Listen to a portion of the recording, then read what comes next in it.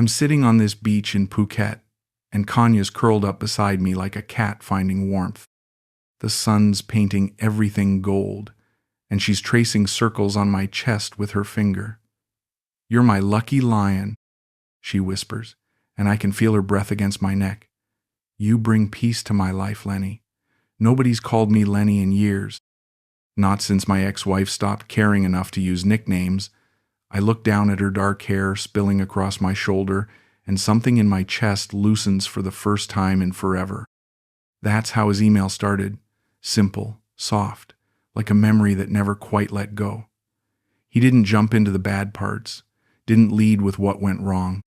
He said he just wanted to remember how good it felt at the beginning, that part where the world goes quiet and someone finally makes you feel seen again.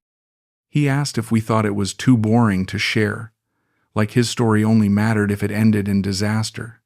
But I told him, this space isn't just for heartbreak, it's for honesty.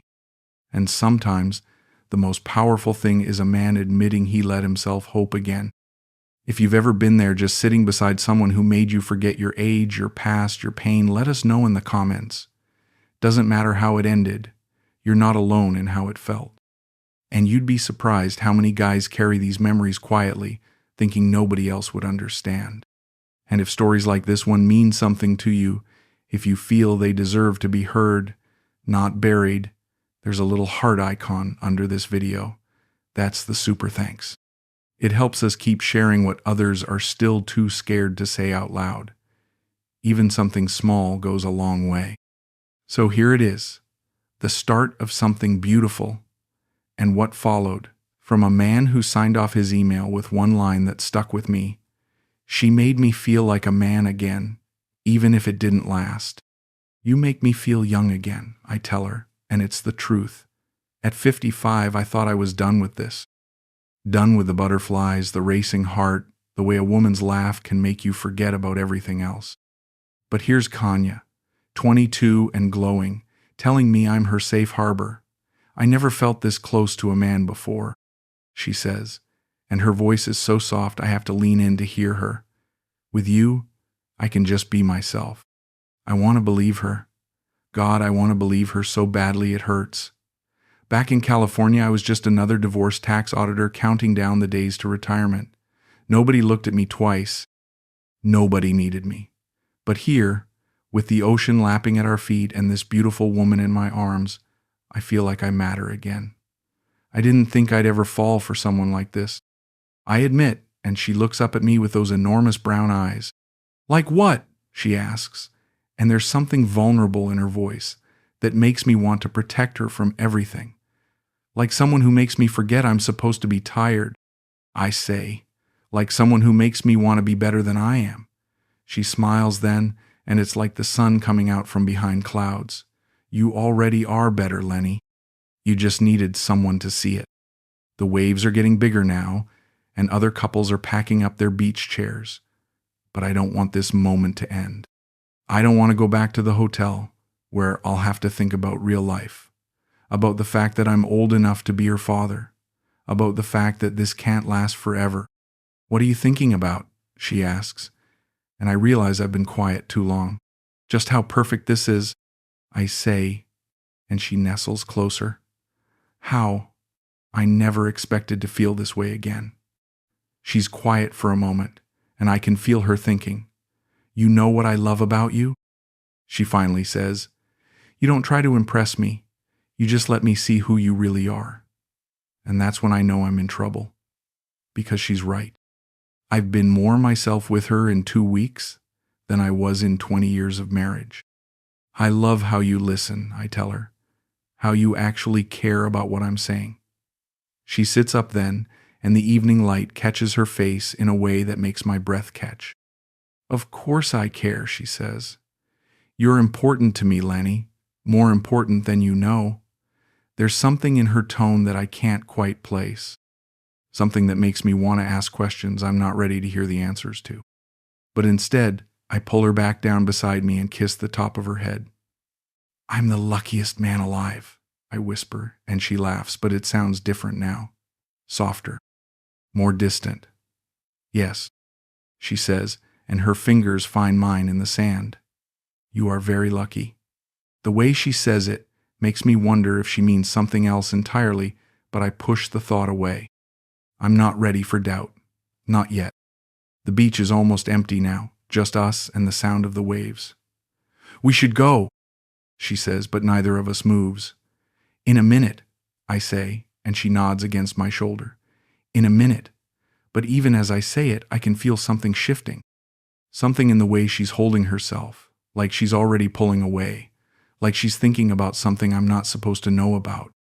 I tell myself it's nothing, that I'm just being paranoid because I'm not used to happiness. But there's a voice in the back of my head that won't shut up, whispering that this is too good to be true, that women like Kanye don't fall for men like me unless they want something. I silence the voice with another kiss, another promise that everything is perfect. But the seed of doubt has been planted, and I can already feel it starting to grow. 3 months earlier, I was just another burned-out American stumbling through Patong with no real plan.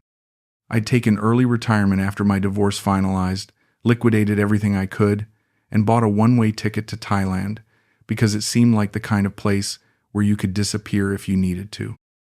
I wasn't looking for love. I wasn't looking for anything except maybe some peace and quiet and cheap beer. The spa was tucked away on a side street, nothing fancy, just a small sign that said Traditional Thai Massage in English and Thai. I'd been walking for hours, sweating through my shirt, when I saw it. Come in, called a voice from the doorway, and when I looked up, there was Kanye. She wasn't dressed to impress, just a simple white uniform and her hair pulled back. But her smile was genuine, and that's what stopped me cold. You look tired, she said, and there was real concern in her voice. When did you last rest? I couldn't remember the last time someone had asked me that. I don't really rest, I admitted, and she frowned like that was the saddest thing she'd ever heard. Everyone needs rest, she said, guiding me inside, especially men who carry too much weight in their hearts. How did she know? How could she see that just from looking at me? I'm Leonard, I said, and she smiled again. I am Kanye, and you are going to feel much better soon. She led me to a small room with soft lighting and the smell of jasmine. First massage in Thailand? She asked, and I nodded. First massage anywhere in about 10 years, I said, and she looked shocked. 10 years? But how do you take care of your body? Your spirit? Nobody had ever asked me about my spirit before. My ex-wife used to complain about my back problems, but she never asked how I was really doing. I guess, I said, and Kanye shook her head sadly. This is very bad for you, Lenny. May I call you Lenny? The way she said it made me feel like a person again, instead of just another client. Please, I said, and she began working on my shoulders. Her hands were strong but gentle, and she talked softly while she worked. About Thailand, about her family, about how she could feel the stress leaving my body. You hold everything right here, she said, pressing on a knot in my neck. All your worry, all your sadness, but you don't have to carry it all the time. An hour later, I felt like a different person. How do you feel? She asked, and I had to think about it. Like I've been holding my breath for years and finally remembered how to exhale, I said. She nodded like that made perfect sense. Good. This is what healing feels like. She handed me a glass of water and sat down across from me. You are not from here, she said, and it wasn't a question. California, I said, just got divorced. Thought I'd travel for a while. She studied my face with those big brown eyes. Divorce is very hard, she said. It makes men forget how to be happy. How did she know exactly what to say? I'm not sure I remember how to be happy, I admitted, and she smiled sadly. Then you must stay in Thailand until you remember. I ended up staying for 2 hours, just talking. She brought me tea and asked questions nobody had bothered to ask in years. About my work, my dreams, what I like to do for fun. I used to paint, I said, and she lit up. What did you paint? She asked, and I found myself telling her about the landscapes I used to do on weekends. before my ex-wife decided it was a waste of time and money. You should paint again, Kanye said. Thailand has many beautiful places to paint. There was something in her voice that made me believe it was possible. Maybe I will, I said, and she clapped her hands together. Yes, and you can show me. I would love to see your paintings. When was the last time someone had been excited about something I created? I should let you get back to work, I said finally, but she shook her head. I am finished for today. Would you like to have dinner? I know a place with very good pad thai. I couldn't remember the last time a woman had asked me to dinner. I'd like that, I said, and her smile could have powered the whole city. Good. We will go to my favorite place. Walking through the streets with her, I felt something I hadn't felt in years. Not just attraction, but genuine connection. She pointed out little details I would have missed, told me stories about the buildings and the people. This is where I grew up, she said, gesturing to a narrow alley. Very different from California, yes? It was different. It was alive in a way that my suburban neighborhood never was. At dinner, she asked more questions. About my family, my hopes, what brought me to Thailand. I just wanted to go somewhere. Nobody knew me, I said. Somewhere I could figure out who I am without all the expectations. She nodded like she understood completely. Sometimes we must go very far to find ourselves, she said. But I think you are already more yourself than you know. That night, walking back to my hotel, I felt lighter than I had in months. Not because of what might happen, but because of what had already happened. Someone had seen me, really seen me, and decided I was worth spending time with. Thank you, I told her when we reached the hotel. For dinner, for everything. She smiled and squeezed my hand. Thank you for letting me see the real Lenny. I watched her walk away, and I knew I was in trouble. The good kind of trouble, the kind that makes you want to be better than you are. I had no idea what I was getting myself into. All I knew was that for the first time in years, I was looking forward to tomorrow. 2 weeks later, I was going to see Kanye every other day. Not for massages anymore, but just to talk. She'd finish work and we'd walk along the beach or sit at one of the small restaurants she knew. She started telling me more about her life, and each story made me want to take care of her more. My mother is not well, she said one evening, stirring her tam absently. She needs medication, but it's very expensive. What's wrong with her? I asked, and Kanye's eyes filled with tears. Her heart. The doctor says she needs surgery soon, but we don't have the money. The way she said it broke something in me. Here was this sweet, caring woman worried sick about her mother, and I was sitting on a healthy retirement fund. How much does she need? I asked, and Kanye looked surprised. Oh no, Lenny, I don't tell you this for money. I worry so much. But I could see the relief in her eyes when I asked. I want to help, I said. If you let me. She was quiet for a long moment, and I thought maybe I'd overstepped. Then she reached across the table and took my hand. You have such a good heart, she whispered, but it's too much to ask. You're not asking. I'm offering. I squeezed her hand. 20,000 baht? 30? Her eyes widened. 20 would be enough for the medication she needs now, she said softly. But I cannot accept this from you. The way she said it made me want to give her everything I had. Please, I said, let me do this. Let me help someone who matters to you. She cried then, right there in the restaurant. Quiet tears that made me want to hold her and promise her everything would be okay. You are too good to me, she said. I don't deserve this kindness. How could she think that?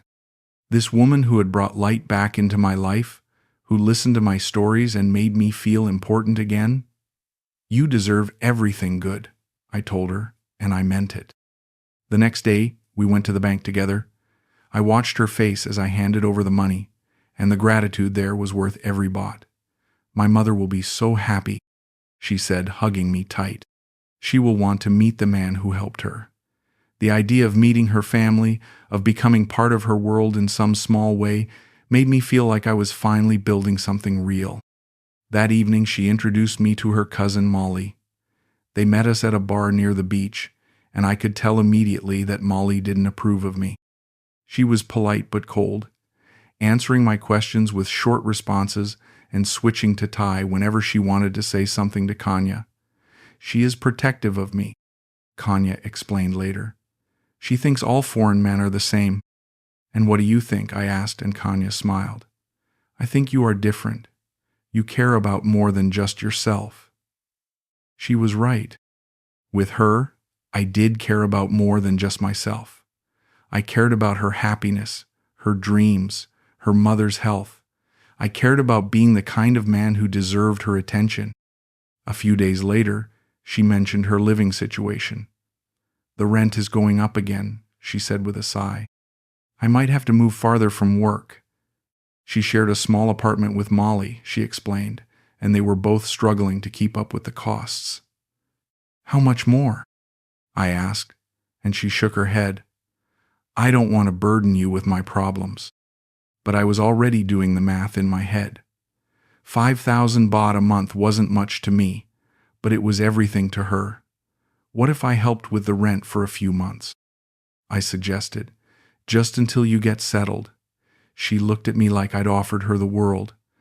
I cannot ask you to do that, she said, but I could see the hope in her eyes. You're not asking. I'm offering. I was starting to sound like a broken record, but I didn't care. I have more money than I need, and you have more problems than you deserve. Let me help. She was quiet for so long I thought she was going to refuse. Then she nodded slowly. Just for a few months, she said, until I can find a better job. That night, lying in my hotel bed, I felt something I hadn't felt in years. Purpose. I wasn't just another lonely divorcee bumbling through retirement. I was someone who mattered to someone who mattered to me. Someone who could make a difference in another person's life. The money didn't matter. What mattered was the way she looked at me when I handed it over, like I was some kind of hero. I should have paid attention to the way Molly looked at me, though. Like she was calculating something, like she was waiting for something to happen. But I was too caught up in the feeling of being needed to notice the warning signs. Too busy playing the white knight to see that I might be walking into a trap. The next morning, Kanye called me early. Good morning, my lucky lion, she said, and I could hear the smile in her voice. Did you sleep well? I had slept well, better than I had in months. Because I wasn't just Leonard anymore. I was Lenny, the man who could solve problems and make dreams come true. And that felt better than anything money could buy. For 3 weeks, we fell into a routine that felt like the life I'd always wanted. Kanye would finish work and we'd spend the evening together walking on the beach or exploring the markets. She'd tell me about her dreams of studying skincare, maybe opening her own spa someday. I want to help people feel better about themselves, she said, the way you helped me feel better about myself. I started thinking about longer-term possibilities. Not marriage, not yet, but maybe extending my stay in Thailand. Maybe finding a place to rent for a few months. Would you like that? I asked her one evening as we watched the sunset. If I stayed longer? She curled up against my side. I would like that very much, she said, but I don't want you to change your life for me. Maybe I want to change my life, I said, and it was true. Back in California, I had nothing but an empty house and a pension. Here, I had someone who lit up when she saw me, who made me feel like I was worth something. Maybe this is the life I was supposed to have all along. She kissed my cheek. Then I am very lucky too. But then she disappeared for 2 days without explanation. No call, no text, nothing. I went to the spa, but they said she was sick and couldn't work. I went to her apartment, but Molly answered the door and said she wasn't home. Where is she? I asked, and Molly just shrugged. She has family business, she said, and closed the door in my face. I spent those 2 days going crazy, walking the same streets we'd walked together, sitting in the same restaurants, checking my phone every 5 minutes. Was she okay? Was she hurt? Had I done something wrong? The not knowing was eating me alive. I kept telling myself she'd call. that there was a good explanation, but the doubt was getting louder. On the third day, she showed up at my hotel room in tears. "I'm so sorry," she said, falling into my arms. "I wanted to call you, but I couldn't. There was a problem with my family." She was shaking, and I could feel her heart racing against my chest. "What happened?" I asked, and she sobbed harder. "Molly's boyfriend got arrested. We had to help him." "Arrested for what?" I asked, but she just shook her head. "It doesn't matter now. We handled it. But I felt so terrible not being able to see you." She looked up at me with those big brown eyes, and I melted.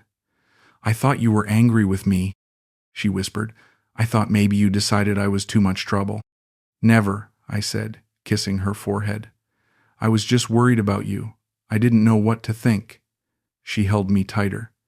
"I should have found a way to contact you. But everything happened so fast, and I was so scared." She felt so small in my arms, so vulnerable. How could I be angry with her for taking care of her family? "It's okay," I said, and I meant it. "I'm just glad you're safe." She pulled back to look at me. "You're not angry?" she asked, and I shook my head. "I'm not angry. I'm just glad you're here now." She smiled then, but it looked forced, like she was trying to convince herself as much as me. "I missed you so much," she said. "I kept thinking about you." That night, she stayed with me at the hotel. We made love, and it felt different somehow, more desperate, like she was trying to prove something.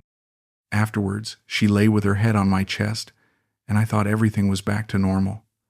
"I love how safe I feel with you," she said, and I stroked her hair. "You'll always be safe with me." But something had changed.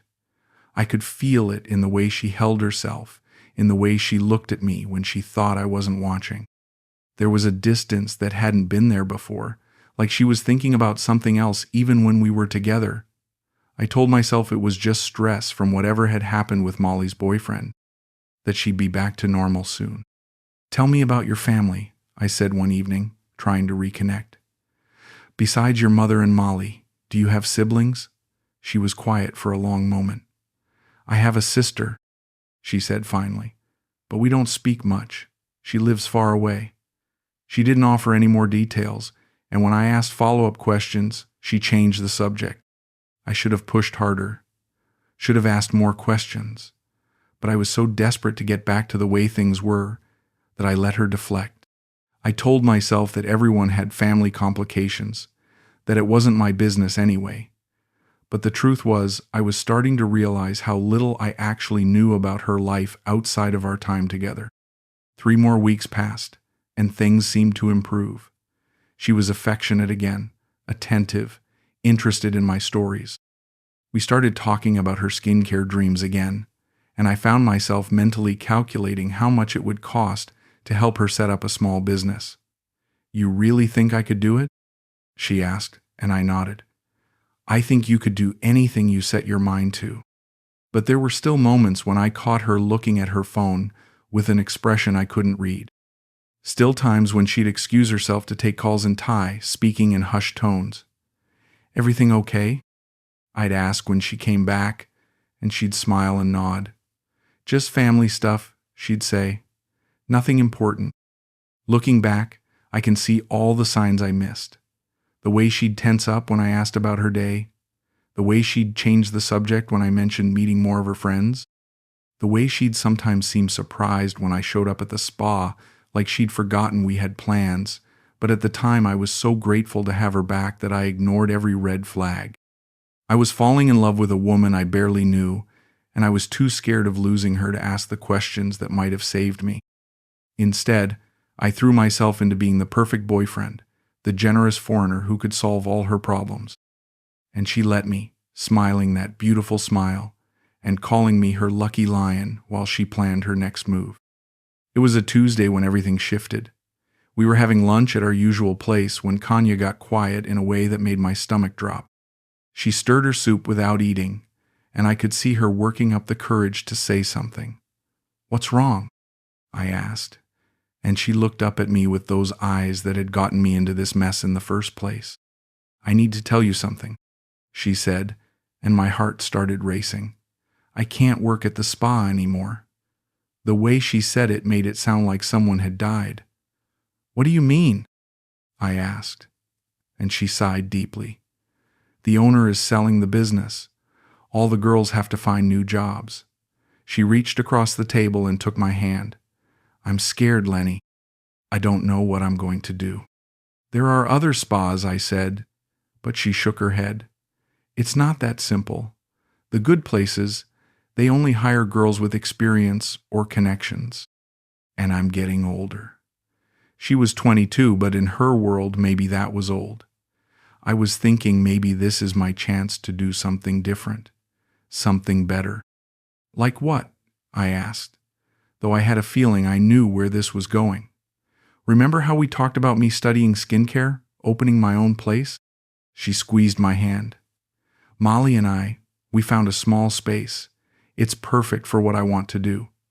But the deposit, she trailed off, and I could see the tears forming in her eyes. How much?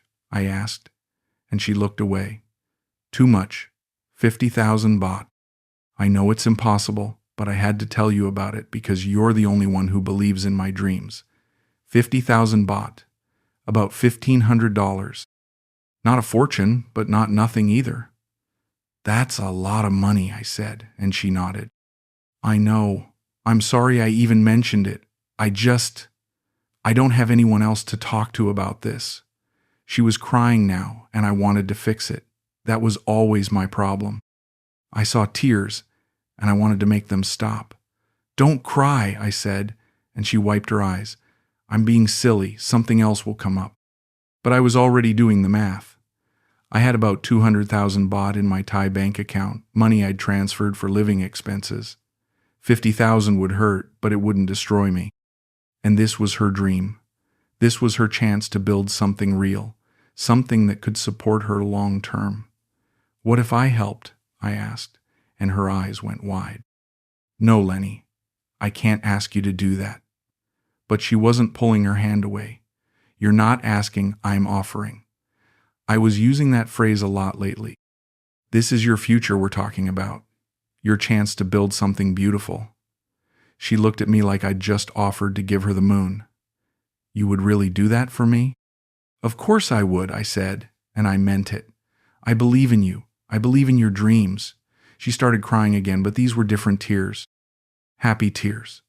I don't know what I did to deserve you, she whispered, and I felt like a hero again, like I was saving the day with my checkbook and my good intentions. The next day, we went to the bank together. I watched the teller count out the money, and I felt proud. This wasn't just a handout. This was an investment in someone I cared about. I'll pay you back, Kanye said as we left the bank. Every baht, I promise. But I didn't want her to pay me back.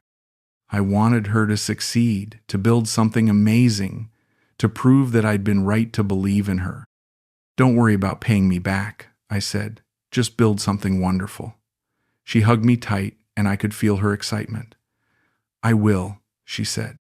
I'll make you so proud. And I was already proud. Proud of her for having the courage to dream big. Proud of myself for being able to help make it happen.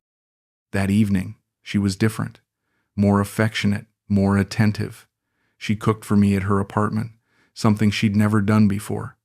This is a celebration, she said, serving me pad, that tasted better than anything I'd had in Thailand.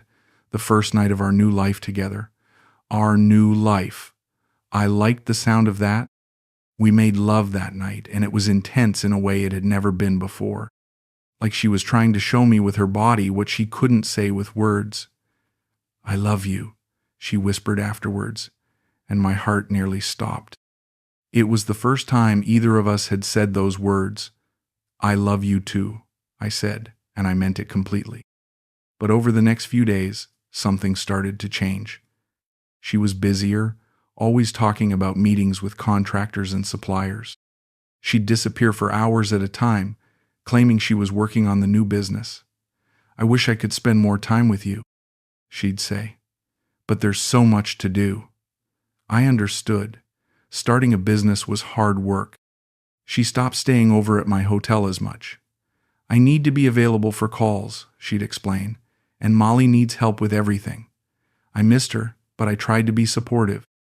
This was important to her, and I didn't want to be the needy boyfriend who couldn't handle his girlfriend having ambitions, but I was starting to feel like I was losing her to her dreams. 2 weeks after I gave her the money, she seemed like a completely different person. Still sweet when we were together, but distant. Like she was thinking about something else, even when we were talking.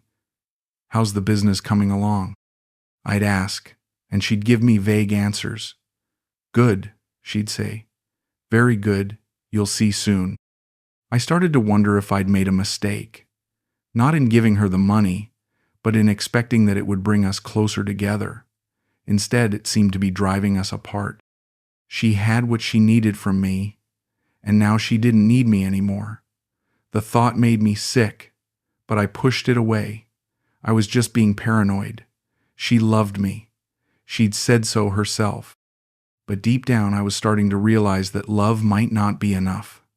That maybe I'd bought myself a temporary place in her life, and now the bill was coming due.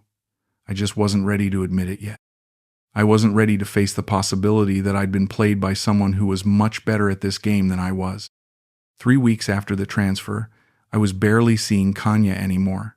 She'd text me good morning and good night, but our actual time together had dwindled to maybe once every few days. When I suggested dinner, she'd say she was too tired. When I asked about the business, she'd change the subject. I was starting to feel like a stranger in my own relationship. "I miss you," I told her one evening when she finally agreed to see me. We were sitting on the same beach where she'd called me her lucky lion, but she seemed like she was somewhere else entirely.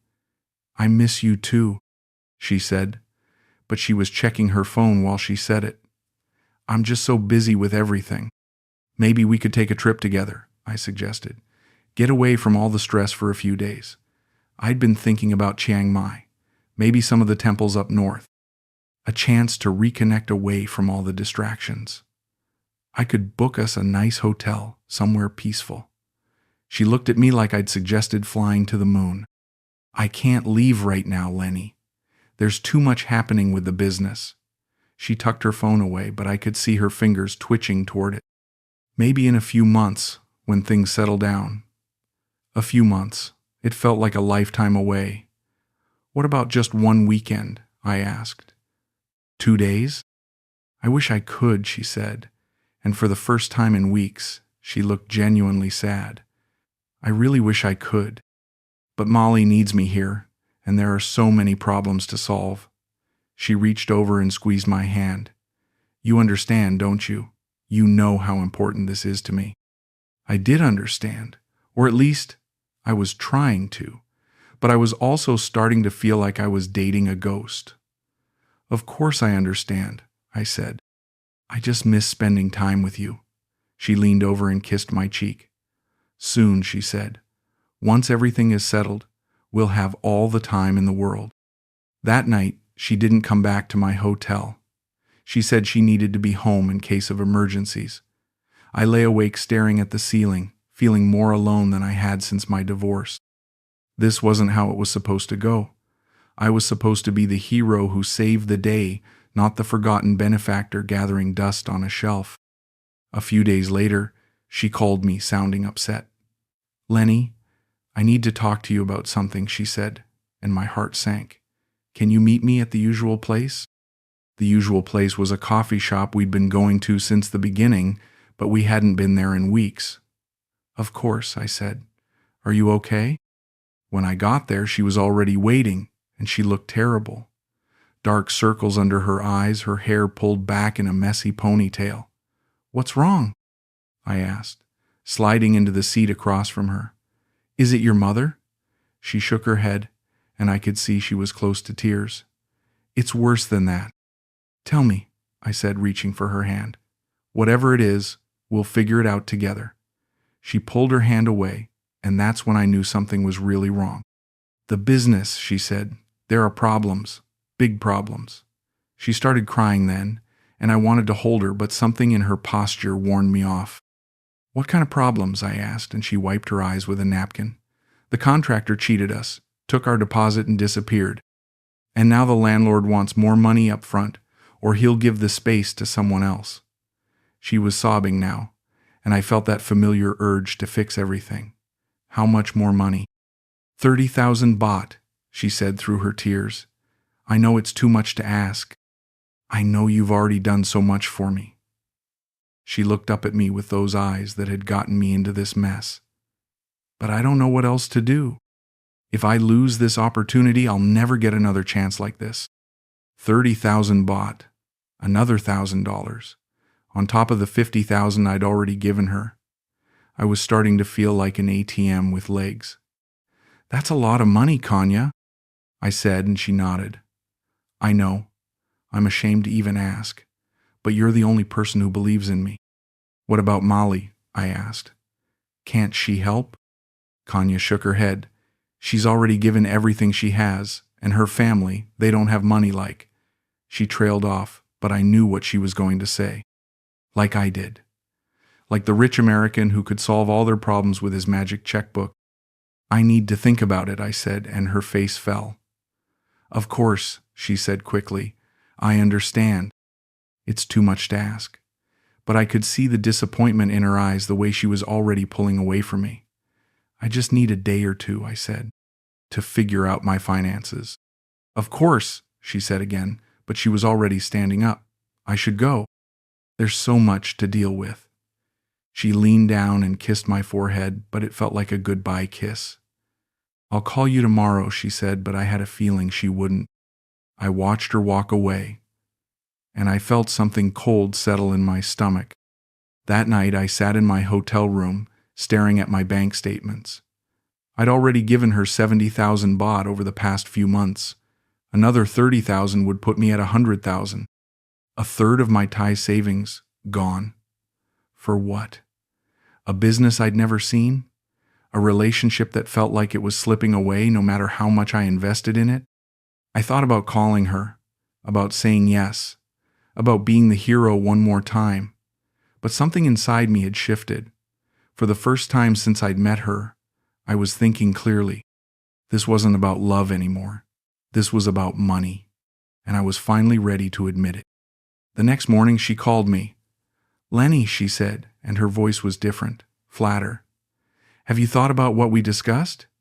No small talk, no asking how I slept. Just straight to business. I have, I said, and I can't do it, Kanye. I'm sorry, but I can't keep giving you money. The silence stretched for so long I thought she'd hung up. What do you mean? She finally asked, and there was something in her tone that made my skin crawl. I mean, I can't help you anymore, I said. I've already given you everything I can afford to give. Another silence. Then, but this is different. This is an emergency. They're all emergencies, I said, and I could hear the bitterness in my own voice. Your mother's medicine was an emergency. The rent was an emergency. The business deposit was an emergency. I can't keep having emergencies, Kanye. She was quiet for a moment, and when she spoke again, her voice was cold. I see, she said. I understand. But she didn't sound understanding. She sounded angry, disappointed, like I'd failed some test I didn't know I was taking.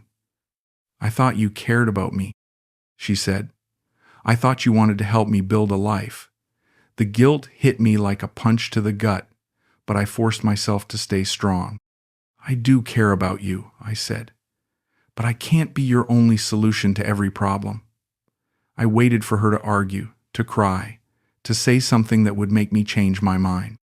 Instead, she just said, Okay, Lenny, I understand, and then she hung up.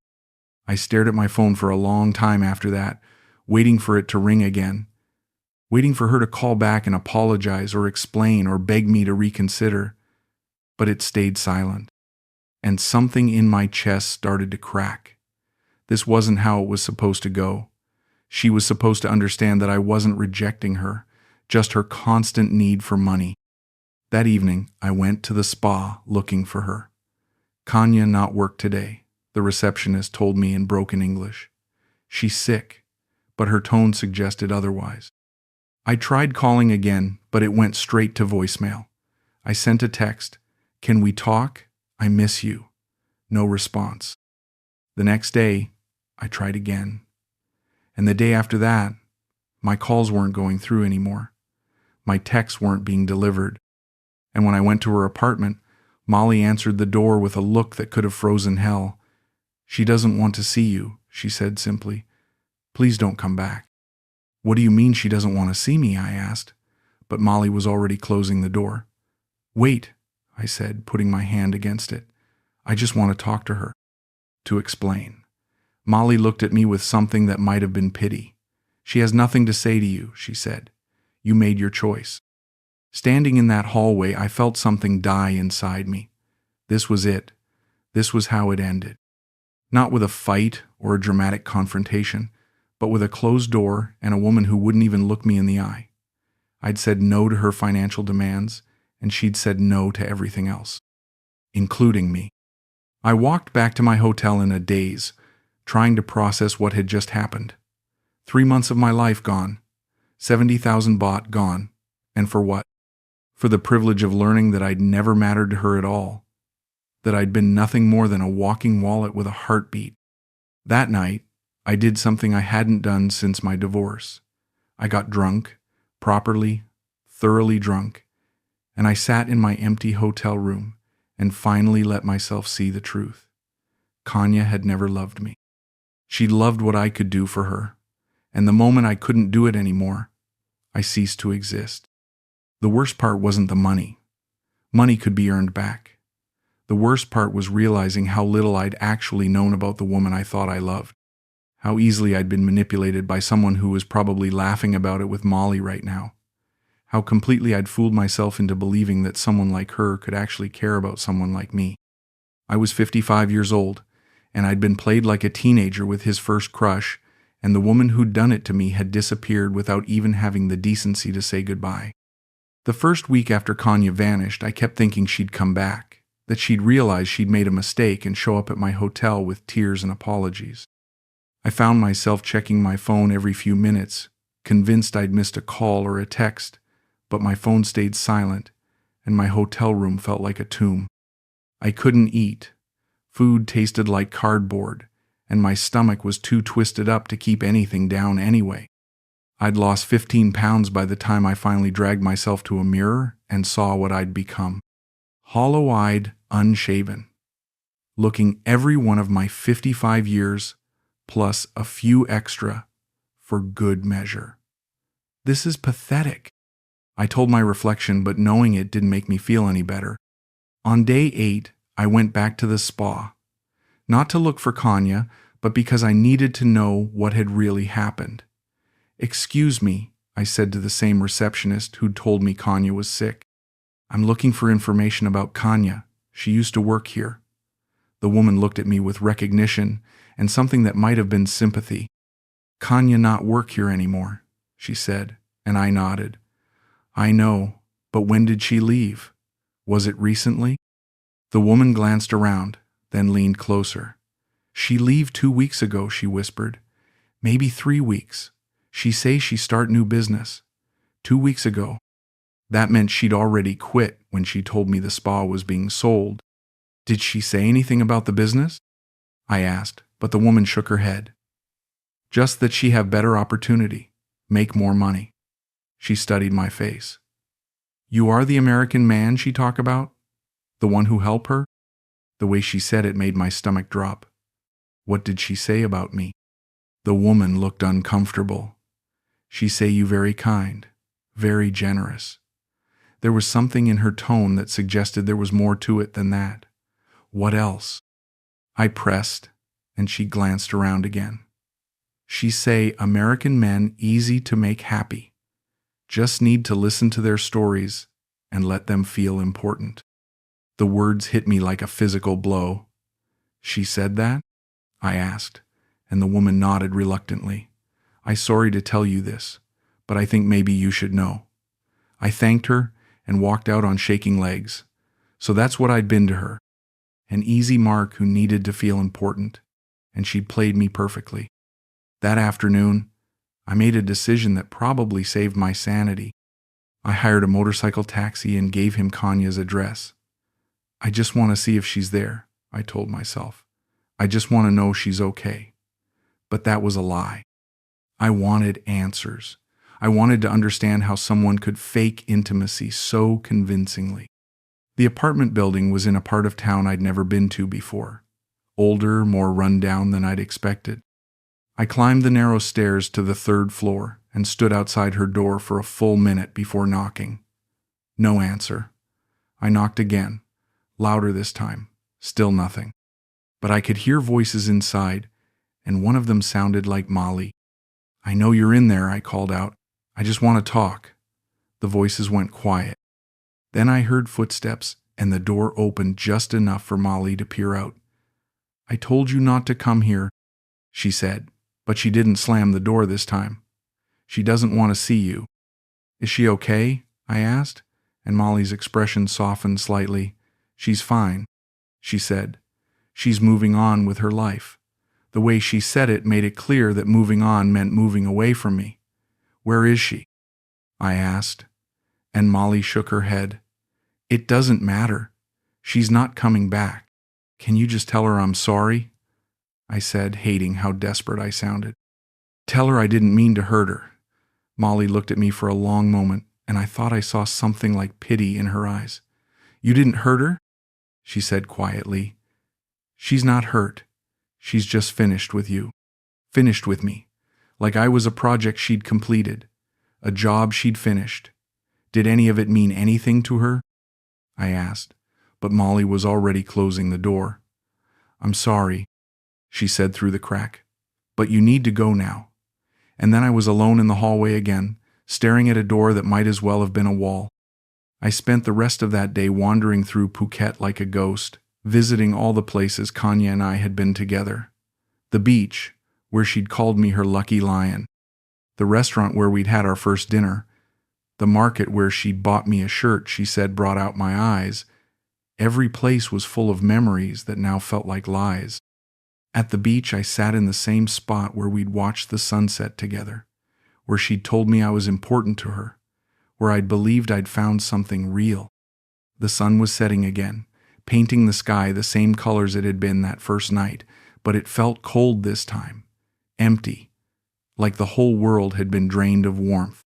"You stupid old fool," I said out loud, and a couple walking by looked at me strangely. But I didn't care. I was a stupid old fool.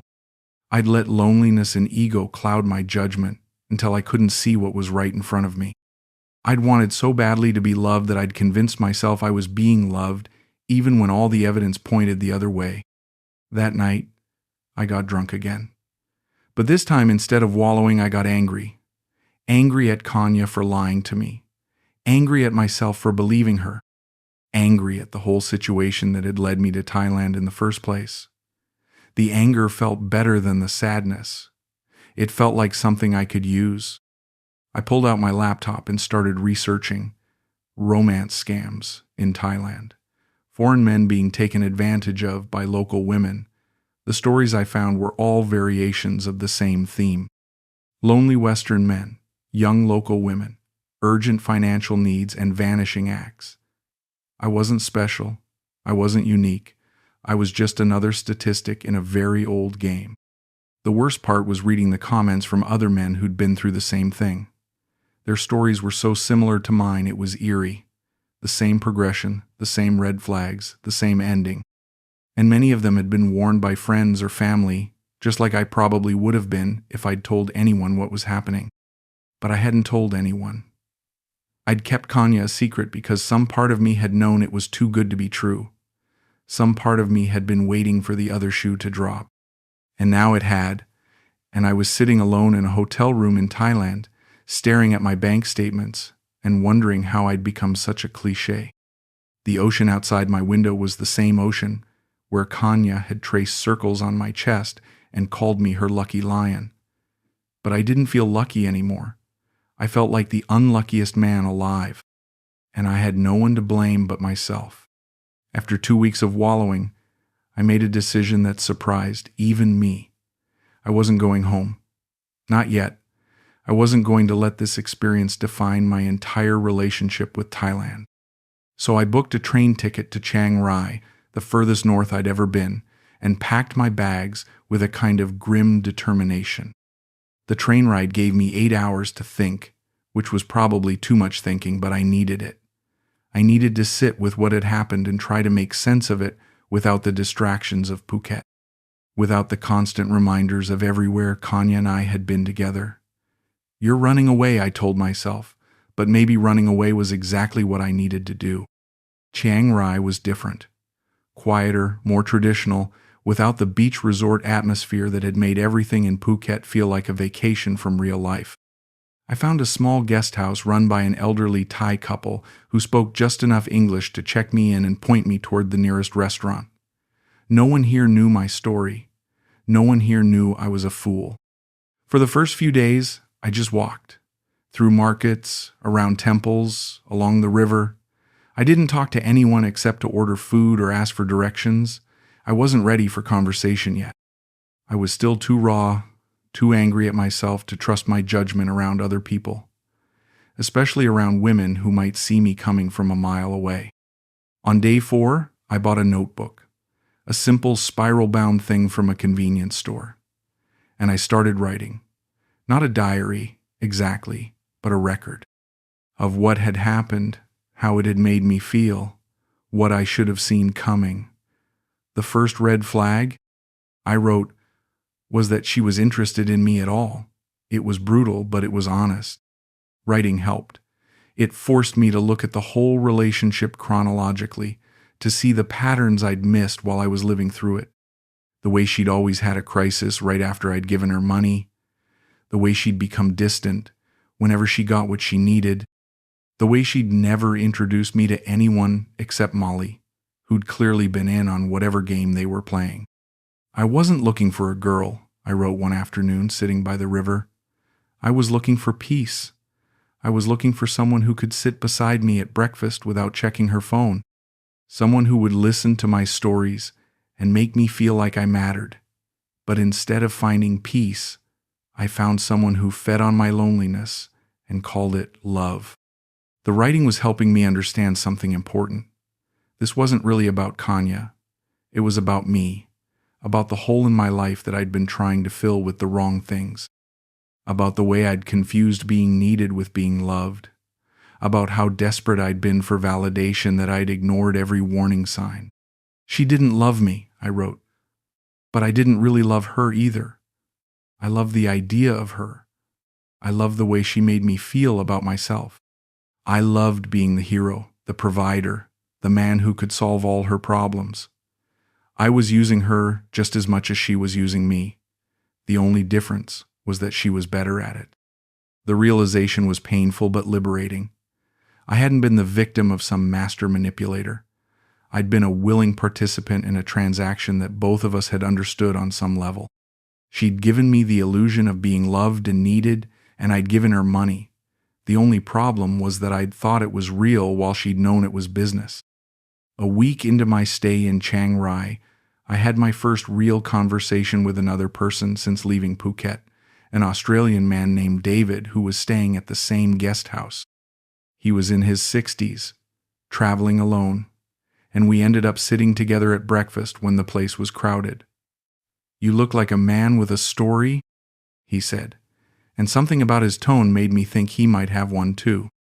"Don't we all?" I said, and he laughed. "Fair point, but you've got that specific look. The look of a man who's learned something he didn't want to know." He was right, of course. "What gave it away?" I asked, and he shrugged. "I had the same look about a year ago. Different country, same lesson. We didn't exchange details. We didn't need to. But it was comforting to know I wasn't the only middle-aged man who'd ever made a fool of himself in Southeast Asia. The thing is," David said as we were finishing our coffee, "it gets better. Not right away, but it does. You just have to stop beating yourself up long enough to let it." That afternoon, I wrote something different in my notebook. "I forgive myself." I wrote, "I forgive myself for being lonely. I forgive myself for wanting to be loved. I forgive myself for believing someone who told me what I wanted to hear. I was human. I made a human mistake.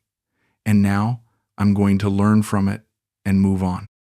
It wasn't true yet. I wasn't ready to forgive myself completely, but writing it down felt like a start. Like maybe someday I could look back on this whole experience as something that had taught me about myself rather than something that had destroyed me. I stayed in Chiang Rai for 3 more weeks, writing and walking and slowly putting myself back together. I didn't date. I didn't even think about dating. I just focused on remembering who I was before I'd met Kanye, before I'd decided that my worth was measured by my ability to solve other people's problems. I came to Thailand looking for peace, I wrote on my last day in Chiang Rai. I didn't find it in Phuket because I was looking for it in another person. But maybe peace isn't something you find in someone else. Maybe it's something you build inside yourself, one honest conversation at a time, one difficult truth at a time, one act of self-forgiveness at a time. I still wasn't ready to go home, but I was ready to go back to Phuket, not to look for Kanye or to relive old memories, but to prove to myself that I could be in that place without falling apart. To close the chapter properly before I started writing a new one, I came back to Phuket on a Tuesday morning, and the first thing I did was go to a different hotel, not because I was afraid of running into Kanye, but because I needed to see the place with fresh eyes.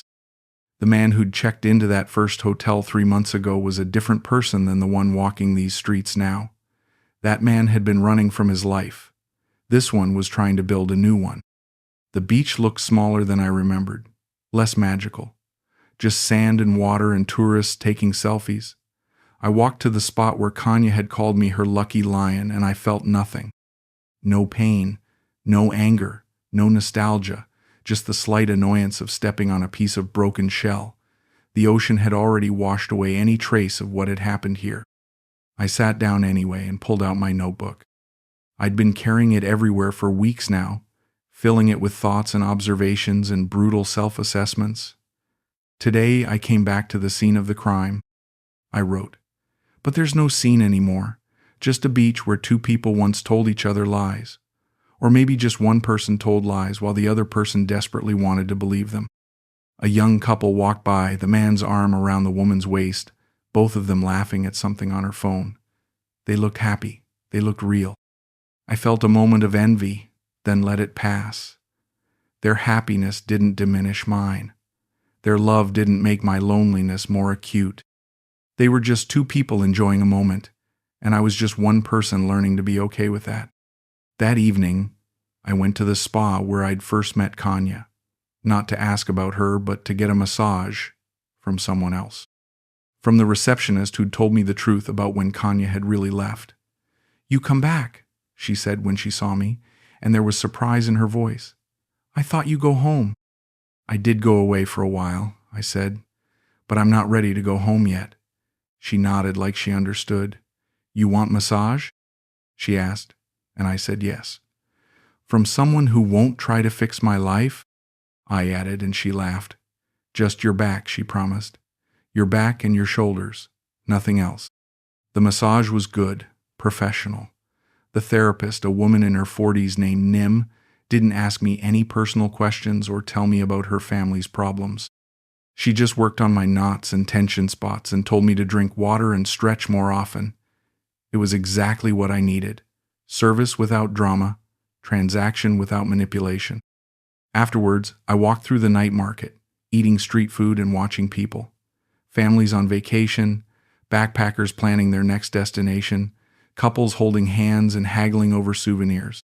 Normal people living normal lives. I'd forgotten what that looked like. For months, I'd been so focused on my own drama that I'd stopped seeing the world around me. I bought a small canvas and some paint from an art supply store. The first creative purchase I'd made since coming to Thailand. "You paint?" the shopkeeper asked, and I nodded. "I used to," I said. "I'm trying to remember how." She smiled and threw in an extra brush for free. "For good luck," she said, and I almost laughed. I'd had enough luck, good and bad, to last me a lifetime. That night, in my new hotel room, I set up the canvas by the window and started painting. Nothing fancy, just the view from my room. The street below, the buildings across the way, a slice of ocean in the distance. It felt rusty at first, my hand unsteady, my colors muddy, but as I worked, something loosened inside me. Something that had been clenched tight for months. I painted for 3 hours straight, losing myself in the simple act of putting color on canvas. When I finally stepped back, I had something that looked like what I'd been aiming for. Not great art, but honest effort. A record of where I was right now, in this moment, in this place. A proof that I was still capable of creating something instead of just consuming. The next day I started writing a letter. Not to Kanye, but about her, about us, about everything I'd learned and everything I wished I'd known before. Dear Kanye, I began, then stopped. That wasn't right. This wasn't really for her. This was for me. Dear self, I started again. Here's what I need you to remember. I wrote for hours, filling pages with everything I'd figured out in Chiang Rai and everything I was still figuring out about the difference between being needed and being loved, about the danger of trying to buy affection, about the importance of knowing yourself well enough to recognize when someone is feeding you lies that taste like truth. You weren't looking for a young body, I wrote. You were looking for someone who would sit beside you at breakfast without checking her phone. Someone who would listen to your stories and make you feel interesting again. Someone who would choose you, not your wallet. And maybe someday you'll find that person. But first, you need to be that person for yourself. When I finished the letter, I read it through twice, then tore it up. I didn't need to keep it. I'd already absorbed what it had to teach me. Instead, I took the pieces down to the beach and scattered them in the waves. Let the ocean keep my secrets. Let the water wash away the last traces of the man I'd been when I'd first arrived here. I stayed in Phuket for 1 more week, not hiding from my memories, but integrating them.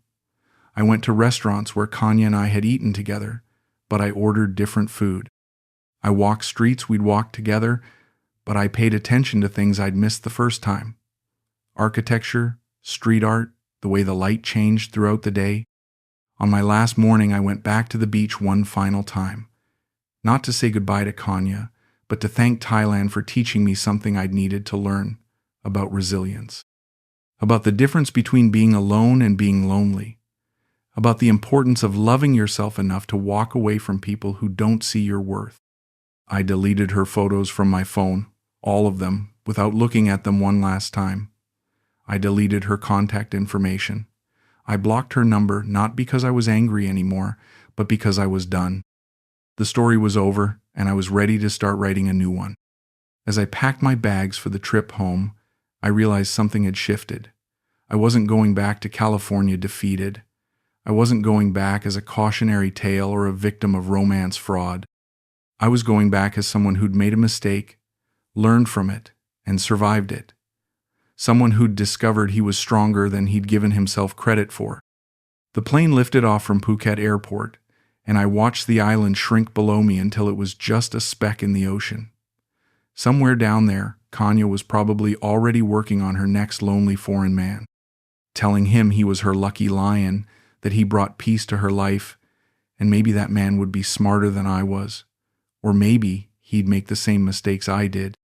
Either way, it wasn't my story anymore.